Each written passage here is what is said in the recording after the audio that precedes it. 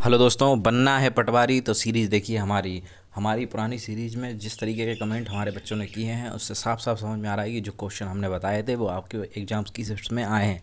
जिन बच्चों का एग्ज़ाम हो गया है उनके लिए ऑल द बेस्ट, उनका सिलेक्शन सभी का हो। और जिनका एग्ज़ाम रह गया है वो सब ये सीरीज़ ज़रूर देख कर जाएँ। पिछला वाला वीडियो जो है लिंक में डाल दूँगा इसकी डिस्क्रिप्शन बॉक्स में।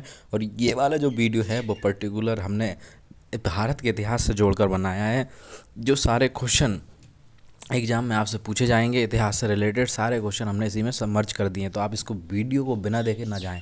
तो पहला क्वेश्चन हम लोग देखते हैं, भारत में गुफा चित्रकारी के प्राचीनतम साक्ष्य किस काल में मिलते हैं। तो हमें किस काल में देखने को मिलते हैं, तो उसका आंसर काल में कौन से काल में, पाषाण काल में इसके साक्ष्य मिलते हैं। और भीम बेटिका जो कि आपका कहाँ पे है, रायसेन, कहाँ पर है, रायसेन, तो ये उससे जुड़ा हुआ है।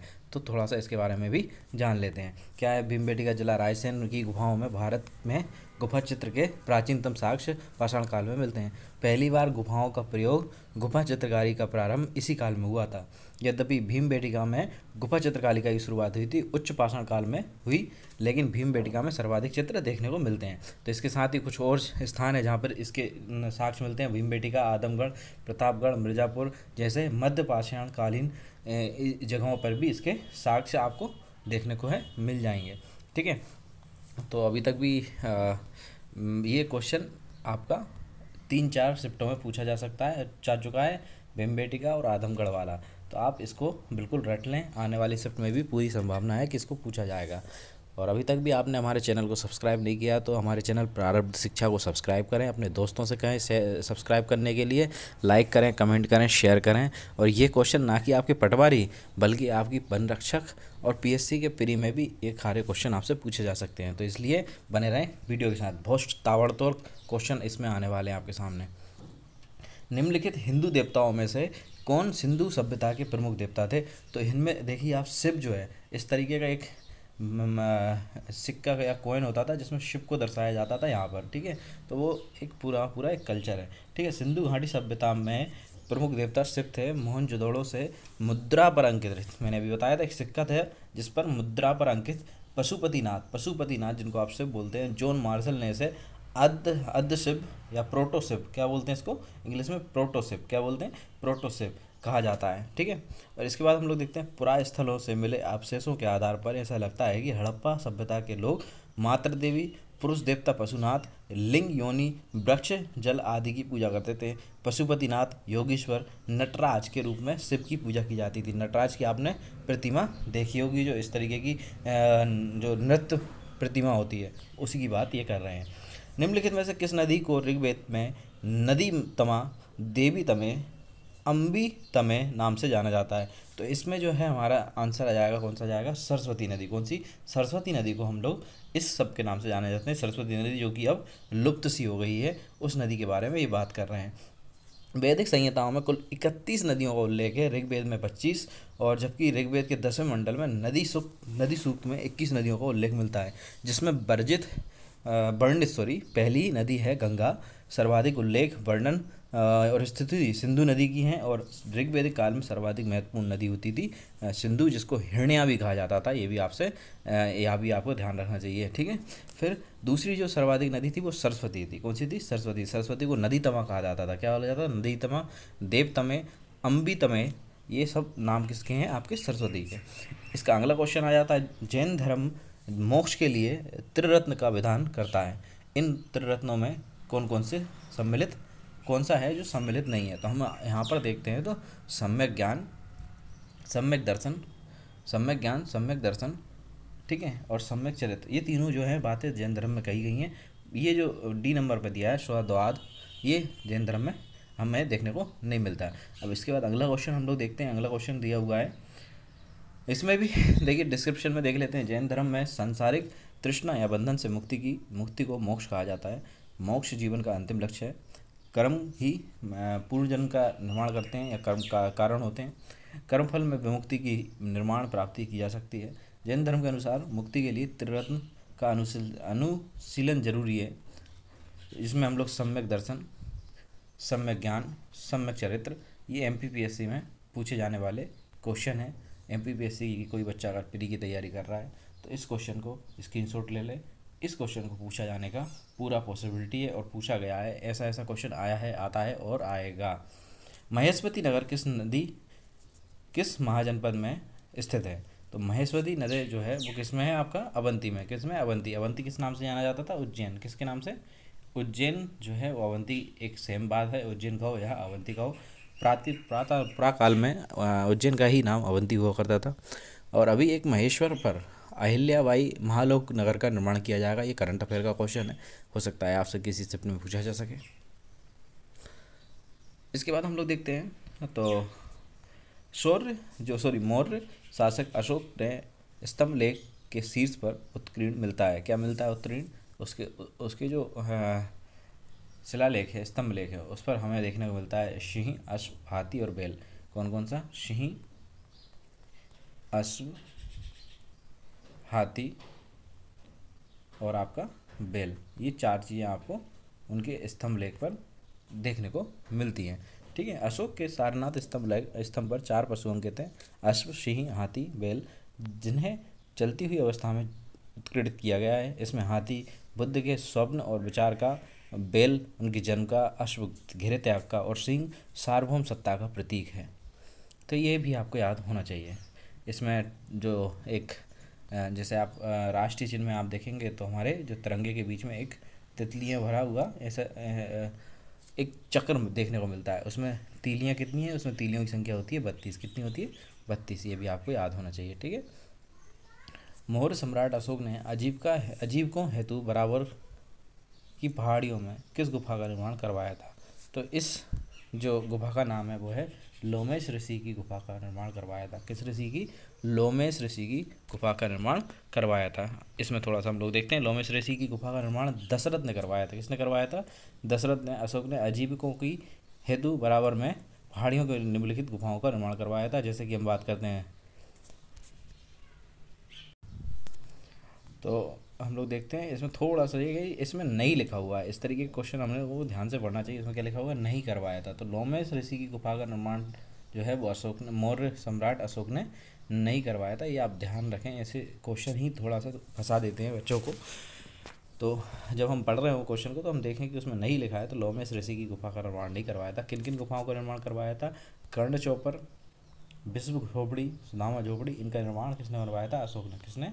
अशोक ने करवाया था। ठीक है। तो इस क्वेश्चन को आप देख सकते हैं। इसका अगला क्वेश्चन है कि सांची का स्तूप किसने बनवाया था? तो वेरी इजी क्वेश्चन है, बार बार परीक्षाओं में पूछा गया है और ये काफ़ी ज़्यादा लोकप्रिय क्वेश्चन है। और इसका जो आंसर है वो आपका है सम्राट अशोक। सांची जो है वो रायसेन जिले से 25 किलोमीटर दूर विदिशा के समीप, लगभग विदिशा 7 किलोमीटर के आसपास, ये आपका विदिशा से कितना 7 किलोमीटर आपको ये देखने को मिल जाएगा। यहाँ 3 स्तूप का निर्माण करवाया। अशोक द्वारा निर्मित प्रारंभिक स्तूपों में सांची का जो है महास्तूप संख्या नंबर 1 और स्तूप मूलतः मिट्टी से बनाए गए थे। मौर्यकालीन स्तूपों में ईंट बनाने के जो है प्रथा चालू हो गई थी। ठीक है। अब इसके बाद देखते हैं कि स्तूप का उल्लेख सर्वप्रथम ऋग्वेद में मिलता है। प्राकृत में इसके लिए धूप शब्द का उपयोग किया गया था। किसका उपयोग किया गया था? धूप शब्द का उपयोग किया गया था। ठीक है। स्तूप का शाब्दिक अर्थ होता है ढेर या धुआं, चूँकि यहाँ चिता के स्थान पर बनाया जाता था, अर्थात इसका नाम चैत्य भी बोला जाता है। तो ये जो क्वेश्चन है वो एमपीपीएससी का क्वेश्चन है। किसका क्वेश्चन है? एमपीपीएससी का क्वेश्चन है। चैत्य का मतलब क्या होता है? जहाँ चिता जलाई जाती थी उसके ऊपर एक डोम बना दिया जाता था और उसको बोलते हैं हम क्या? स्तूप। ठीक। महाकवि जो कालिदास हैं, कालिदास के नाटक मालिका अग्निमित्रम का नाटक जो नायक है वो कौन सा शुंग शासक था? तो उनका आंसर क्या है हमारे पास? इसका आंसर है अग्निमित्र शुंग। अग्निमित्र शुंग जो है वो किसका था? मल्लिका अग्निमित्रम। अगर आप देखें तो यहाँ पर भी अग्नि आ रहा है और इसको भी थोड़ा सा बीच में हम स्प्लिट कर दें तो ये अग्नि आ रहा है, अग्निमित्र। तो आप यहाँ से भी इसका तुक्का मार सकते हैं। पुष्यमित्र का उत्तराधिकारी उसका पुत्र अग्निमित्र पुष्यमित्र शुंग के शासनकाल में विदिशा पर उपराजा था, क्या था, उपराजा था। ठीक है। इसके बाद हम लोग देखते हैं कालिदास के नाटक मल्लिका अग्निमित्रम का नाटक भी अग्निमित्र का था। कालिदास ने मल्लिका अग्निमित्रम नाटक की रचना, मल्लिका उनकी रानी जिसका नाम था रनी, और अग्निमित्र मतलब उनका जो प्रेम प्रसंग था उसके बारे में ये पूरी स्टोरी है। तो मल्लिका और अग्निमित्र इन दोनों के प्रेम मिलन की स्टोरी है मल्लिका अग्निमित्रम। ठीक है। इसके बाद हम लोग बात करते हैं कि मध्य प्रदेश में स्थित किस स्थान से सर्वाधिक प्रथम जो सती होने के साक्ष्य मिलते हैं। तो ये है एरन। कहाँ पर है ये? सागर में। कहाँ पर है? सागर में। एरन जो है वो आपका कहाँ पर है? सागर जिले में। कहाँ पर है? सागर जिले में। अगर आप जाएँ तो बड़ी ही खूबसूरत जगह है, यहाँ पर आपको इसके अभिलेख मिलेंगे। मालवा पर हूण नेता मेहरकुल का शासन था। भानुगुप्त ने हूणों को पराजित करने हेतु सेनापति गोपराज के नेतृत्व में आक्रमण कराया था। गोपराज इस युद्ध में वीरगति को प्राप्त हुआ और पत्नी ने सती का व्रत लिया।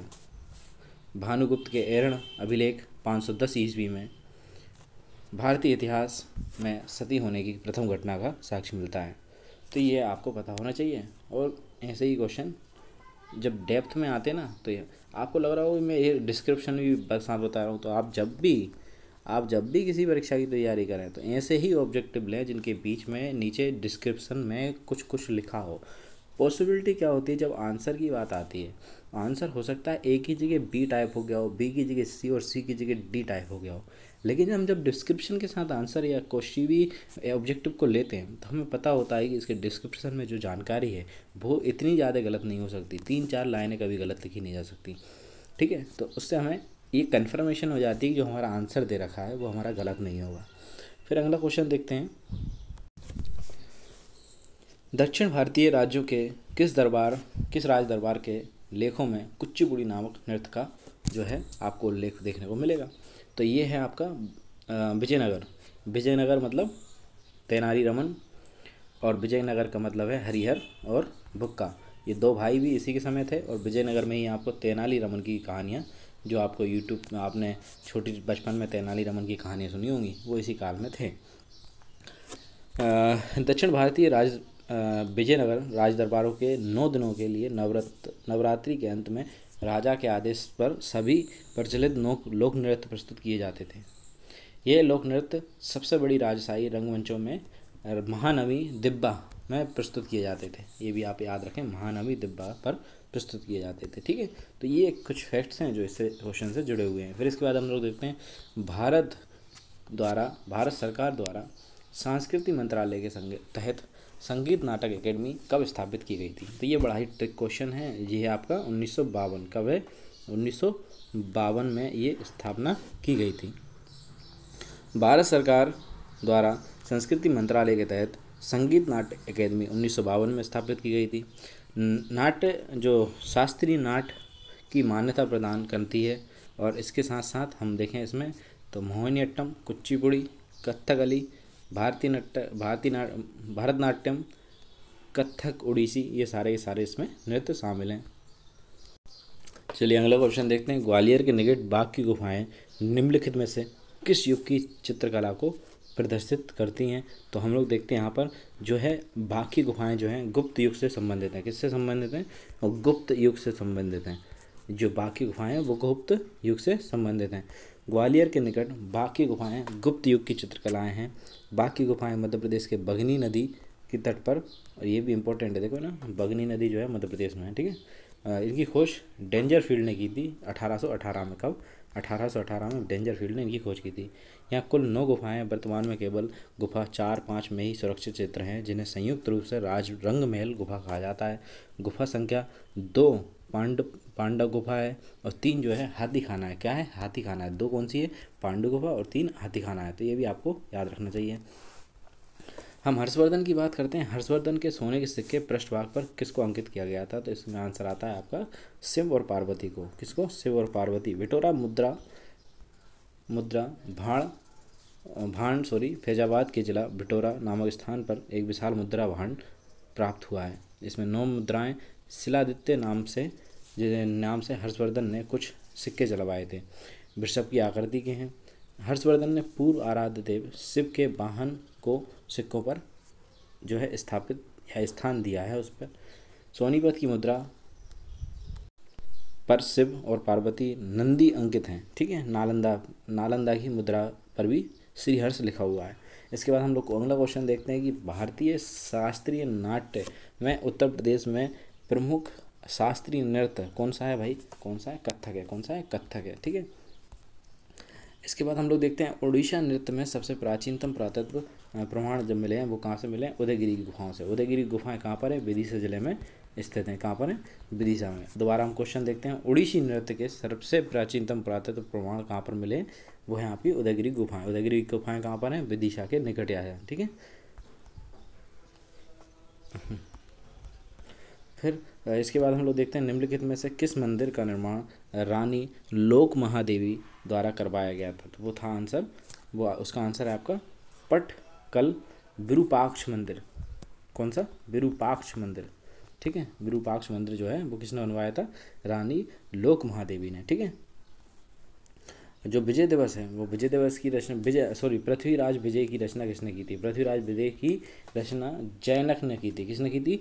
जयनक ने की थी। और पृथ्वीराज तृतीय के काल में लिखी गई थी। किस में लिखी गई थी? पृथ्वीराज तृतीय के काल में इसे लिखा गया था, ठीक है। और निम्नलिखित में से दिल्ली का कौन सा पहला सुल्तान था जिसने होली उत्सव में भाग लिया था? तो उसका नाम है मोहम्मद बिन तुगलक। क्या तुगलक की बातें करते हो आप? तो ये है मोहम्मद बिन तुगलक, ठीक है। इसके बाद हम लोग क्वेश्चन देखते हैं कि क्या लिखा हुआ है यहाँ पे। निम्नलिखित में से भक्ति आंदोलन का संस्थापक कौन था? भक्ति आंदोलन के संस्थापक किसे माना जाता है? तो वो है आपके रामानुजम। शंकराचार्य को भक्ति काल का प्रथम प्रचारक माना जाता है। क्या माना जाता है? प्रचारक। उन्हें ब्रह्मसूत्र अद्वैतवाद का प्रतिपादन किया था इनके और भक्ति आंदोलन का प्रारंभिक प्रतिवाद जो है गुरु रामानुजम को माना जाता है।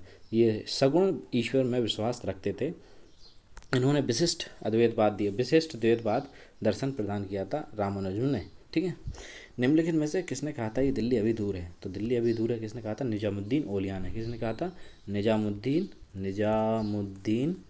औलिया ने। किसने कहा था? निजामुद्दीन औलिया ने। निजामुद्दीन औलिया की लोकप्रियता से प्रभावित होकर जब गयासुद्दीन तुगलक अपने बंगाल अभियान पर था तब औलिया को पत्र लिखकर दिल्ली छोड़ने का आदेश दिया था। औलिया ने प्रत्युत्तर में लिखा था कि दिल्ली अभी दूर है। ये बड़ा एक फैक्चुअल इन्फॉर्मेशन है। मणिपुर के किस नृत्य के शिक्षकों को शांति निकेतन में आमंत्रित करके रविन्द्रनाथ टैगोर ने इस नृत्य को मणिपुर के बाहर लोकप्रिय बनाया था? तो इसका आंसर है मणिपुरी। कौन सा है? मणिपुरी जो है लोक नृत्य, इसका ये आंसर हो जाता है, ठीक है। फिर इसमें देखिए आप